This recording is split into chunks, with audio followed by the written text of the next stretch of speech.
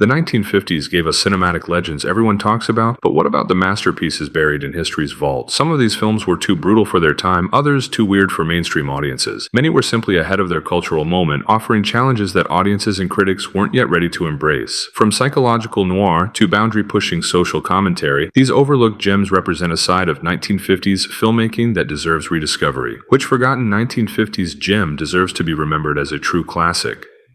Number 15. Robinson Crusoe, 1954. Louis Buñuel's English-language debut transformed Daniel Defoe's classic novel into pure cinematic poetry. Dan O'Hurley carries the film alone on a remote island in what should have been a career-defining performance. The Academy noticed, nominating him for an Oscar, but audiences somehow forgot. Buñuel shot this in Mexico for pocket change, yet created something epic and intimate. What makes his adaptation compelling is how it transforms Defoe's colonial adventure into a meditation on isolation. While most adaptations focus on survival, Buñuel digs into the psychological horror of solitude. O'Hurley's deteriorating mental state, creating imaginary companions and desperate attempts to maintain humanity, forms the film's most powerful sequences. The arrival of Jaime Fernandez as Friday halfway through introduces complex racial dynamics that Buñuel handles with surprising nuance for the era. Rather than the simplistic, civilizing the savage narrative common in other adaptations, Buñuel presents a complicated relationship between two men from different worlds who need each other. Their communication barriers become a metaphor for humanity's fundamental loneliness. Modern filmmakers still don't understand how Buñuel made isolation feel this claustrophobic. Every frame drips with psychological tension. The religious themes hit harder than most biblical epics with 10 times the budget. This deserves to sit alongside Lawrence of Arabia as a great survival epic, but instead it rots in obscurity, a testament to how easily even magnificent works can slip through cultural memory. Number 14. Black Widow, 1954. Gene Tierney was falling apart while making this movie, and it shows in the most haunting way. Fresh off Laura and Leave Her to Heaven, Tierney was dealing with personal trauma that would eventually destroy her career.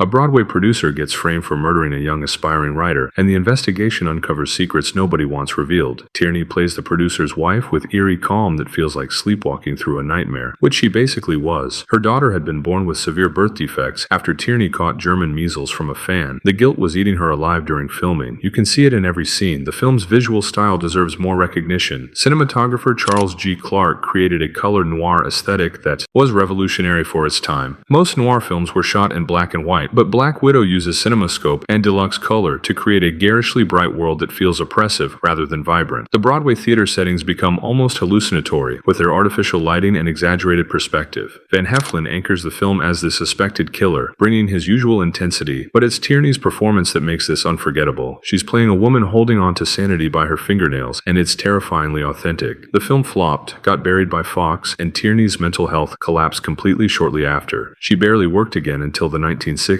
making this film both a cinematic achievement and a tragic document of a great actress at her breaking point. Number 13. The Crimson Kimono, 1959.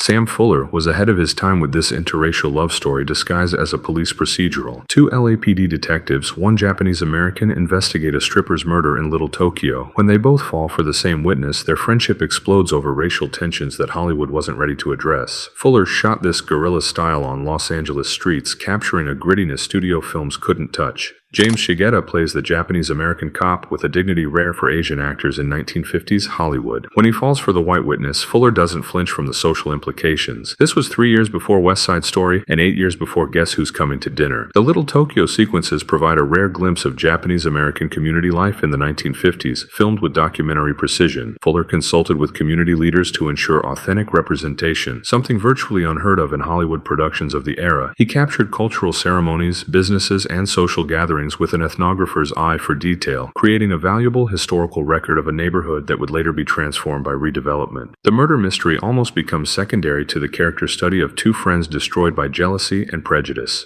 Critics praised it, audiences ignored it, and Hollywood pretended it didn't exist, unwilling to confront its challenging portrayal of American race relations at a time when most films still relegated Asian actors to stereotypical roles.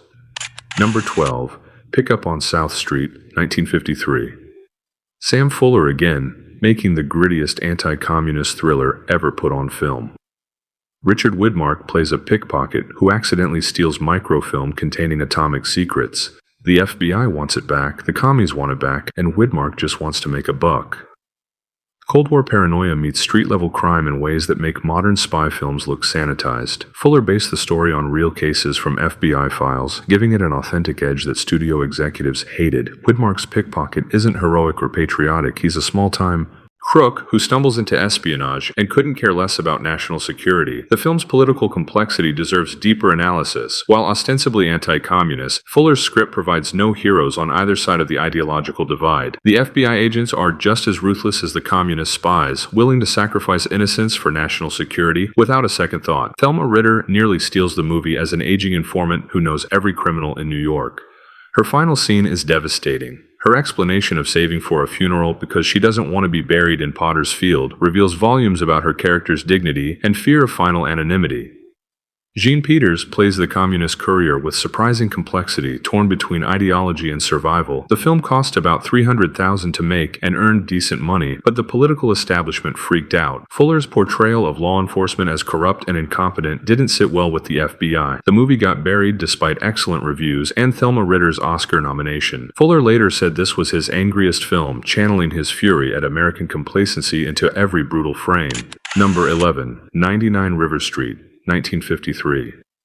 John Payne gives the performance of his career as an ex-boxer turned taxi driver who gets framed for murder. His wife is cheating with a jewelry thief, the cops think he's a killer, and everyone treats him like garbage. Pure working-class noir that punches harder than most crime films twice its budget. Payne was trying to break away from his musical comedy image, and this movie proved he could handle serious dramatic material. His boxer character is washed up, driving a cab, watching his dreams die one fare at a time. When his wife turns up dead, he becomes the prime suspect because nobody believes an ex-pug could be innocent. The class resentment is thick enough to cut with a knife. Phil Carlson directed this like his life depended on it, shooting in real New York locations with handheld cameras that make everything feel immediate and dangerous. The boxing flashbacks are filmed like war sequences, showing how violence shaped this character's worldview. The film's exploration of masculine identity was revolutionary for its era. Ernie Tucker, Payne, has built his entire self-image around physical prowess, and the loss of his boxing career represents a complete identity crisis.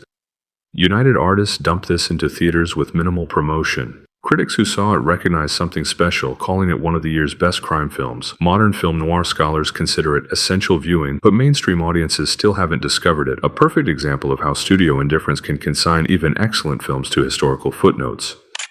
Number 10. The Big Combo, 1955. This might be the most violent film noir ever made in the 1950s.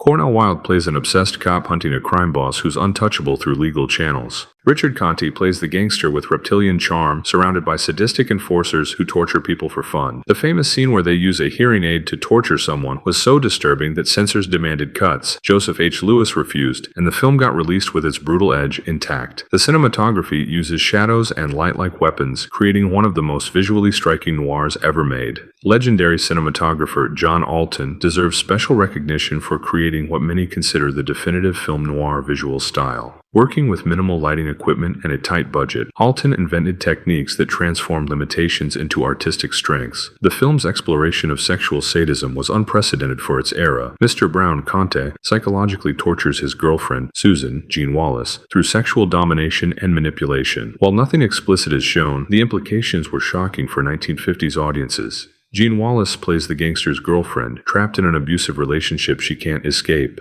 Her scenes with Wilde crackle with desperate sexual tension. The film cost about $400,000 to make, but looks like a major studio production thanks to Lewis's innovative camera work and John Alton's legendary photography. The movie bombed because it was too harsh for 1950s audiences. Critics called it ugly and mean-spirited, completely missing its artistic achievements. Modern viewers can appreciate its unflinching look at police corruption and organized crime. Number 9. The Naked Dawn, 1955.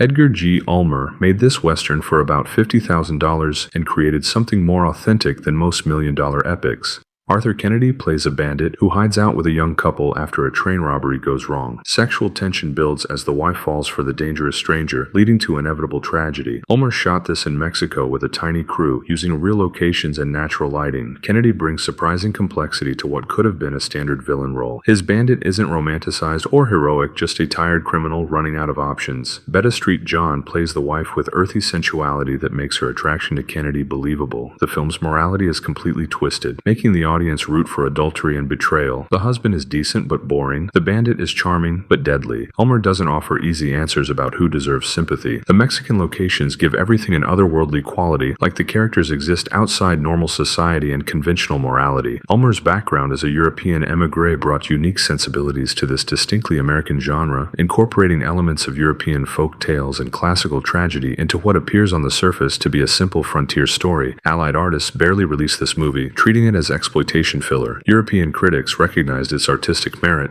but American audiences never got the chance to see it properly. Film scholars now consider it one of Ulmer's masterpieces, proving that great movies can be made with passion instead of money, and that sometimes the most interesting westerns come from directors who approach the genre from outside its traditions. Number 8. The Steel Helmet, 1951, Sam Fuller's Korean War movie, was made for $100,000 and feels more authentic than films costing 50 times more. Gene Evans plays a grizzled sergeant leading a squad of misfits behind enemy lines. The racial tensions, moral ambiguity, and brutal violence shocked 1950s audiences expecting patriotic war propaganda. Fuller based the script on his own World War II combat experience, bringing first-hand knowledge of how soldiers actually talk and behave under pressure. The squad includes a Japanese-American soldier dealing with racism from his own side, making this one of the first films to address wartime prejudice honestly. The dialogue is profane and bitter, nothing like the sanitized war films of the era. What makes The Steel Helmet particularly significant is its timing. Fuller made it while the Korean War was still active, rather than with historical distance. This immediacy gives the film a sense of urgency missing from most war pictures. The Buddhist temple setting for much of the film creates a powerful symbolic backdrop for the American soldier's moral crisis. Fuller uses the sacred space to highlight the clash between Eastern philosophy and Western militarism. The movie was shot in just 10 days in Griffith Park, using minimal sets and maximum creativity. Fuller's handheld camera work puts viewers in the middle of combat sequences that feel chaotic and terrifying. Critics called it crude and unpatriotic, completely missing its artistic innovations. Modern war films owe everything to Fuller's realistic approach to combat psychology and moral complexity, making this perhaps the first truly modern American war film. Number 7. Suddenly, 1954. Frank Sinatra plays a psychopathic assassin planning to kill the president from a small-town house. The entire film takes place in real time as Sinatra holds a family hostage while waiting for his target. Pure psychological thriller that predicts the paranoia of the 1960s. Sinatra delivers his most chilling performance, completely abandoning his likable screen persona. His assassin is cold, professional, and utterly without conscience. The script gives him genuinely disturbing dialogue about the pleasure he takes in killing. This was made just months after Sinatra's comeback in From Here to Eternity, proving his dramatic range extended to genuine menace. The film's real-time structure was revolutionary for its era, predating better-known examples like High Noon. The entire story unfolds over approximately 85 minutes, with screen time matching narrative time almost exactly. This technique creates unbearable suspense as the assassination time approaches. The confined setting turns the movie into a pressure cooker, with Sterling Hayden as the local sheriff trying to protect the hostage family. United Artists released this as a B picture, giving it minimal promotion despite Sinatra's star power. The JFK assassination made the film feel uncomfortably prophetic, and it was pulled from circulation for years. When it finally resurfaced on television, critics recognized it as a masterpiece of sustained suspense, one that remains disturbingly relevant in an age where political violence continues to erupt from seemingly ordinary settings. Number 6. Sweet Smell of Success, 1957. The most vicious takedown of celebrity culture ever filmed. Burt Lancaster plays a powerful newspaper columnist who destroys lives for sport, while Tony Curtis is the desperate press agent who feeds him gossip. The dialogue cuts like a switchblade, and nobody emerges with their soul intact. Lancaster's columnist is clearly inspired by Walter Winchell, the most feared gossip writer of the era. His performance is absolutely terrifying, showing how power corrupts through casual cruelty. Curtis matches him scene for scene, playing against his pretty boy image as a moral coward who sells out everyone around him. The genesis of the film reveals Hollywood's complicated relationship with the press power brokers it depended on. Ernest Lehman initially wrote a novella based on his experiences as a publicist, but feared reprisals from the real Walter Winchell. Clifford Odets brought his theatrical sensibility to the screenplay, creating dialogue that manages to be simultaneously stylized and authentic. Characters speak in rhythmic, quotable lines that nonetheless feel like real New York speech. The black-and-white photography captures the neon-lit sleaziness of 1950s Manhattan. Every frame drips with with moral decay and desperate ambition. The jazz score by Elmer Bernstein is one of the greatest ever recorded, perfectly capturing the film's cynical energy. The movie bombed spectacularly, losing money for United Artists and nearly destroying director Alexander McKendrick's career. Critics initially dismissed it as pretentious, but later recognition turned it into a classic, its portrayal of media manipulation seeming increasingly prescient in our own celebrity-obsessed age. Number 5. Kiss Me Deadly, 1955. This movie begins with credits running backwards and ends with nuclear apocalypse. Ralph Meeker plays Mike Hammer as the most despicable private detective in film history, stumbling into a conspiracy involving atomic secrets. Robert Aldrich directed this like he was documenting the end of civilization. Mickey Spillane hated what Aldrich did to his character, turning the heroic detective into a sadistic thug. Meeker's Hammer is stupid, violent, and completely without redeeming qualities. He bullies women, tortures suspects, and destroys everything he touches. The film treats him like the villain of his own story, which was revolutionary for 1950s crime films. Aldrich's adaptation represents one of the most subversive reinterpretations of source material in Hollywood history. Screenwriter A.I. Bezarides took Spillane's straightforward detective story and transformed it into an apocalyptic Cold War nightmare. Where Spillane's hammer was a righteous avenger, the film version becomes an avatar of mindless American machismo, leading civilization toward destruction. The mysterious briefcase containing radioactive material inspired countless imitations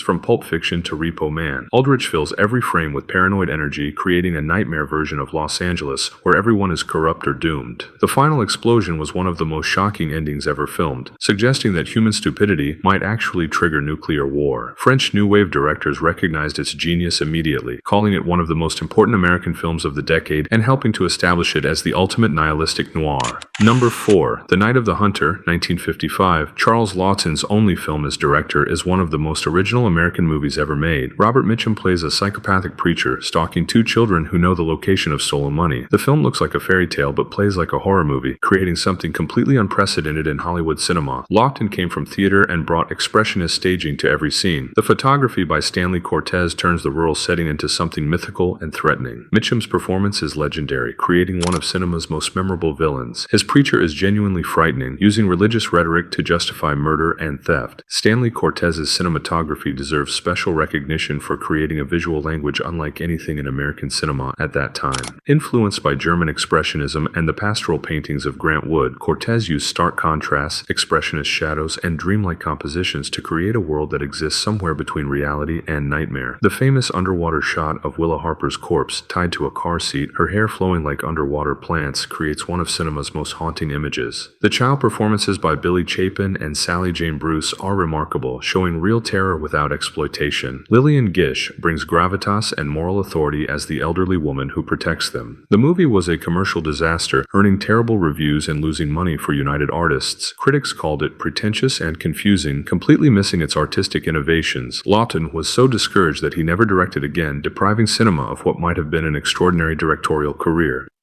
Number 3. In a Lonely Place, 1950. The darkest movie ever made about Hollywood? Humphrey Bogart plays a screenwriter suspected of murder, slowly destroying his relationship with Gloria Graham through jealousy and paranoia. Nicholas Ray directed this like he was dissecting his own failed marriage, which he basically was since Graham was his wife at the time.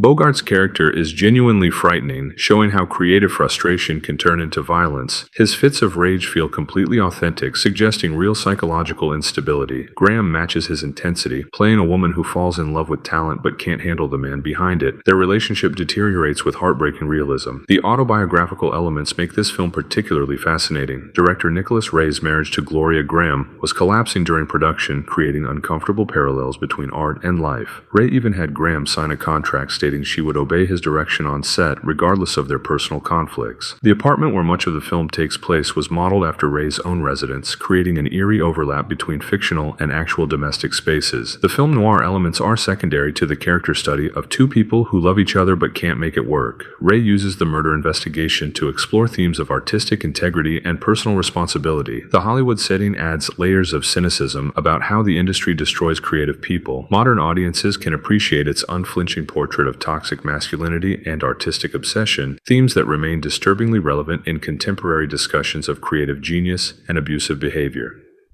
Number 2. Touch of Evil, 1958. Orson Welles came back to Hollywood and made this masterpiece about corruption on the Mexican border.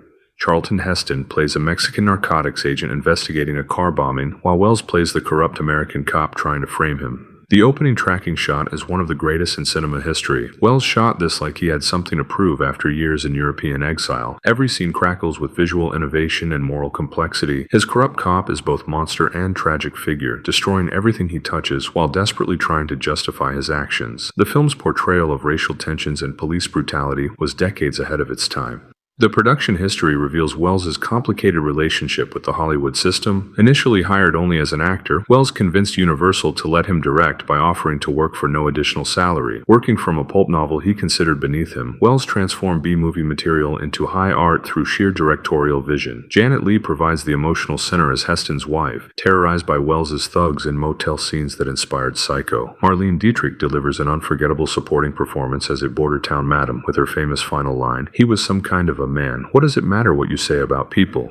Universal completely butchered the film in editing, adding scenes Welles didn't shoot and ruining his carefully planned structure. The studio released it as the bottom half of a double feature. Critics recognized its greatness despite the mangled editing. Recent restoration efforts have revealed Welles's original vision, confirming its status as a masterpiece and offering a tantalizing glimpse of what might have been Welles's Hollywood renaissance had the studio respected his artistry. Number 1. Vertigo, 1958. Here's the controversial choice. Everyone knows Vertigo now, calling it Hitchcock's masterpiece, but in 1958 it was a complete commercial disaster. Critics hated it, audiences stayed away, and Paramount buried it for decades. This movie about obsession and manipulation was too disturbing for 1950s sensibilities. James Stewart plays against type as a man who becomes obsessed with remaking a woman into his ideal. Kim Novak gives a heartbreaking performance as the woman destroyed by his fixation. Hitchcock crafted this as his most personal film, exploring themes of male control and female agency that made everyone uncomfortable. Hitchcock's collaboration with Bernard Herrmann created one of cinema's most perfect marriages of music and image. Herrmann's score uses spiraling musical phrases that mirror the film's visual motif of spirals in the opening credits, Madeline's hair, the staircase, and the Bay Area's hills. The love theme employs a technique called harmonic suspension, where expected chord resolutions are delayed, creating musical tension that perfectly captures Scotty's unfulfilled longing. The famous dolly zoom effect during Stewart's Vertigo attacks became a standard filmmaking technique. The San Francisco locations are used like characters in the story, with the city's hills and fog creating a dreamlike atmosphere. The movie lost money for Paramount and was considered a failure by industry standards. Critics complained about the slow pace and disturbing psychology. It took 20 years of critical reevaluation to recognize its genius. Now it regularly appears on greatest films of all time lists, proving that sometimes the best movies need time to find their audience. A fitting metaphor for all the forgotten masterpieces on this list. Which of these forgotten gems deserves immediate rediscovery? Are we still too timid for movies this brutal and honest? Drop your thoughts below. But here's the real question. If these masterpieces could disappear so completely, what incredible films are we ignoring right now? The history of cinema is filled with buried treasures waiting to be unearthed, their artistic achievements perhaps even more valuable for having survived decades of neglect.